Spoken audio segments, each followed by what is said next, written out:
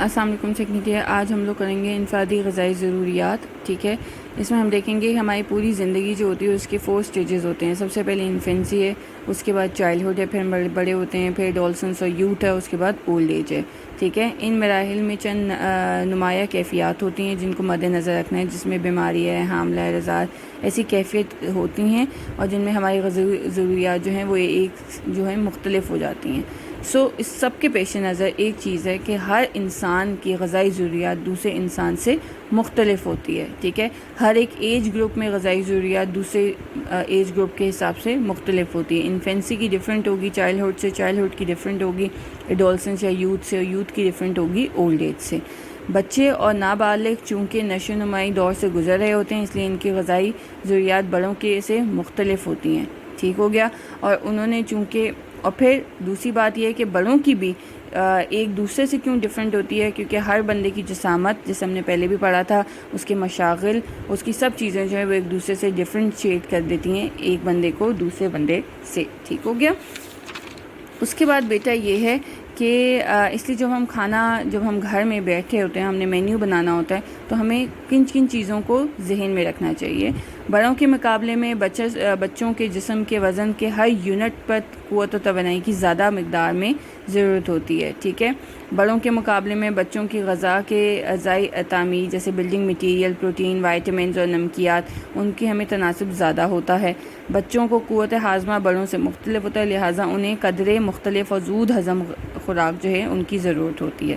ان چیزوں کا, اگر ہمارے گھر میں کوئی بچہ ہے تو ہمیں ان چیزوں کا خیال رکھنا پڑتا ہے. سب سے پہلے بات آ جاتا ہے قوت و توانائی. بچوں اور بڑوں کی خوراک میں غذائی اجزاء خصوصیت کے لحاظ سے کوئی فرق نہیں, یعنی بڑوں کو بھی وہی 6 کے 6 غذائی اجزاء چاہیے, protein, carbohydrate, fat, minerals, vitamins, اس کے بعد واٹر, اور بچوں کو بھی وہی چاہیے ہوتے ہیں, لیکن مقدار میں ڈفرینس آتا ہے. ٹھیک ہو گیا, کیونکہ جسم کے اندرونی نظام کی رفتار جو ہوتی ہے بڑوں کی نسبت بچوں میں زیادہ ہوتی ہے, اس لیے انہیں قوت و توانائی بھی زیادہ چاہیے ہوتی ہے. ٹھیک ہو گیا. اسی طرح انہوں نے کہا شیخہ جو بچے ہوتے ہیں وہ ان میں بہت زیادہ ہوتی ہے, اور پھر جیسے وہ بڑے ہوتے جاتے ہیں ان کی رفتار کم ہوتی جاتی. بڑوں جب بالکل ہی ایڈولسنس یا یوتھ میں آتے ہیں تو کم ہو جاتے ہیں. تو اس لیے اس طرح سے جیسے ہم ایک سٹیج سے دوسری سٹیج پہ جا رہے ہوتے ہیں تو رفتار ایسا کم ہو جاتی ہے, لیکن بچوں میں سب سے زیادہ ہوتی ہے. ٹھیک ہو گیا. نشو نما جو ہوتی ہے وہ خلیات کی تعمیر و مرمت چاہیے ہوتی ہے, جیسے بچوں کے لیے اس خوراک کا صحیح ہونا بہت ضروری ہے. اسی طرح سے بچے جو ہوتے ہیں وہ چست ہوتے ہیں, متحرک ہوتے ہیں. آپ دیکھو جب بچے کرال کر رہے ہوتے ہیں تو ان کی فزیکل ایکٹیویٹی کتنی ان کے لحاظ سے بہت زیادہ ہوتی ہے. اس لیے ان کے چلنے پھرنے ان کو قوت و توانائی والی غذائیں جو ہیں وہ زیادہ درکار ہوتی ہیں. ٹھیک ہو گیا بڑوں سے. اس کے بعد ہمارا آ جاتا ہے نشو نما. نشو نما میں بیٹا آپ کا یہ ہے کہ نشو نما کے لیے حرارت و توانائی کی ضرورت ہوتی ہے, جس کا انحصار جو ہے وہ کیلوریز جسم کے بناوٹ جسمانی کاموں پر ہوتا ہے. لیکن پروٹین کی بھی بہت ضرورت ہوتی ہے خلیوں کو اور ان سب چیزوں کو بنانے کے لیے, جیسے ہم نے پچھلے لیکچرز میں پڑھا تھا. ٹھیک ہو گیا. شیخوار اور چھوٹے بچوں کے جسم کے فی کلو گرام وزن کے حساب سے بڑوں کے فی کلو گرام وزن کی نسبت زیادہ کیلوریز کی ضرورت ہوتی ہے. ہم لوگوں نے پیچھے جو کیلوریز کی بڑھی تھی, ہم لوگوں نے بچوں میں دیکھا تھا ہر گرام کے اوپر ہم نے کہا تھا 120 ملٹی پلائی بائی ہر جو اس کے بچہ جتنے بھی 6 kg کا ہے, 7 kg کا ہے, جتنے بھی kgs کا ہے اس کے kgs کے حساب سے ہم ملٹیپلائی کرتے ہیں. اور بڑوں کی ہم نے پھر اوور آل ایک لینا شروع ہوئی. ہم اگر اپنے پریویس ایکسرسائز اپنے پریویس لیکچر کے ساتھ کو دیکھیں تو ہم نے چیز کی تھی, تو بچوں کو اس لیے زیادہ ضرورت ہوتی ہے. ٹھیک, 1 سال کی عمر میں انہوں نے کہا ہے 1 سال کی عمر میں جو 3.5 گرام پروٹین جو ہے, یعنی آپ کا اگر وزن 1 ہے تو اس کے حساب سے 3.5 گرام پروٹین ہمیں چاہیے ہوتی ہے. یعنی آپ کا 2 kgs وزن ہے تو ہمیں 7 گرام چاہیے ہوگی, 3.5 + 3.5. ٹھیک ہو گیا. اسی حساب سے ہمارے 6 سال کی عمر اس سے زیادہ ہماری وہ پروٹین کا حصہ جو ہمیں ضرورت ہے وہ تھوڑی سی کم ہو جاتی تو وہ 2.5 رہ جاتی ہے. اسی طرح سے 12 سے 17 سال کی عمر میں ہمیں جو پروٹین ہے پر گرام, آپ کی باڈی کے پر گرام کے حساب سے 1.5 چاہیے ہوتی ہے, اور بڑوں کا صرف 1 چاہیے ہوتی ہے. یعنی اگر بڑے جو ہیں وہ 60 kg کے ہیں, ان کا ویٹ 60 kg ہے, تو انہیں 60 kg پروٹین اپنی پوری دن کی ڈائٹ میں سے چاہیے ہوگی. ٹھیک ہے.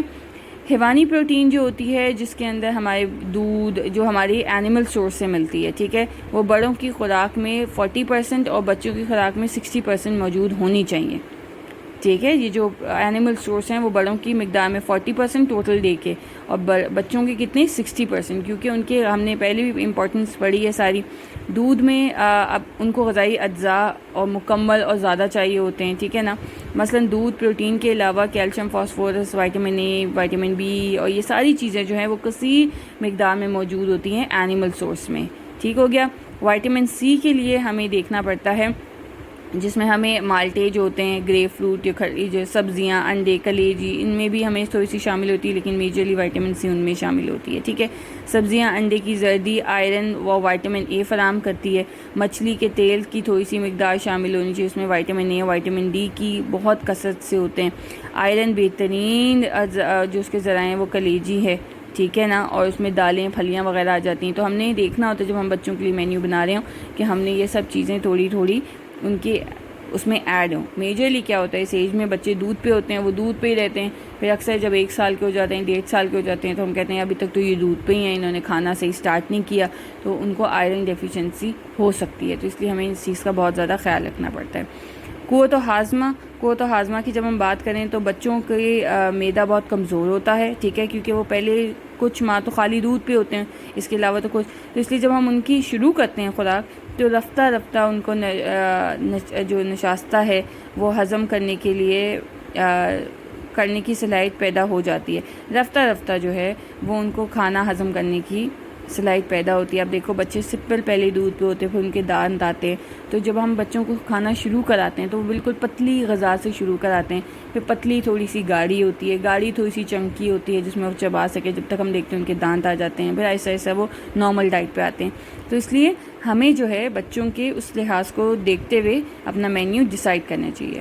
اور پھر انہوں نے کہا ہے اس لیے بچوں کو ہمیشہ صاف ستھری، صحیح پکی ہوئی اور زود ہضم غذا دینی چاہیے تاکہ ان کے معدے پہ بوجھ نہ ڈلے۔ جب بچہ دودھ سے جب اب بچہ 6 مہینے کے بعد 6 مہینے تک تو وہ دودھ پہ رہتا ہے، ٹھیک ہے، اگر ماں کے دودھ پہ 6 مہینے کے بعد ہم شروع کرواتے ہیں غذا، اور اگر ڈبے والے دودھ پہ تو 4 مہینے کے بعد ہم غذا شروع کرواتے ہیں۔ تو جب پہلی غذا بچے کو دی جاتی ہے تو بالکل پتلی ہوتی ہے اور تھوڑی مقدار میں ہوتی ہے، اور ایک ایک کر کے ہم دیتے ہیں، بالکل زود ہضم کر کے، یعنی اگر ہم نے کھچڑی بھی دینی ہے تو کھچڑی کو زیادہ سا پانی ڈال کے اتنی بالکل پکا دیں گے، بالکل پتلی سی کر کے اسے دیں گے تاکہ زود ہضم ہو، ٹھیک ہے۔ اور ایک خوراک ایک ٹائم پہ ایک چیز شروع کراتے ہیں تاکہ ہمیں پتہ ہو کہ بچے کوئی چیز بچہ ہضم کر رہا ہے کہ نہیں کر رہا، ٹھیک ہو گیا۔ جیسے انہوں نے آگے سارا بتایا ہے کہ چھلکے سمیت یا آدھے پکے ہوئے پھل، سبزیاں، اناج، دلیا، چاول، کھچڑی وغیرہ یہ ہم انہیں بچوں کو انٹروڈیوس کروانا شروع کر دیتے ہیں، ٹھیک ہو گیا۔ سو یہ ہے آپ کے۔ پھر انہوں نے کہا ہے کہ گھی، مکھن، لوگنیات پر مشتمل غذائیں خصوصاً پہلے 1 سال میں تو بالکل نہیں دینی چاہیے۔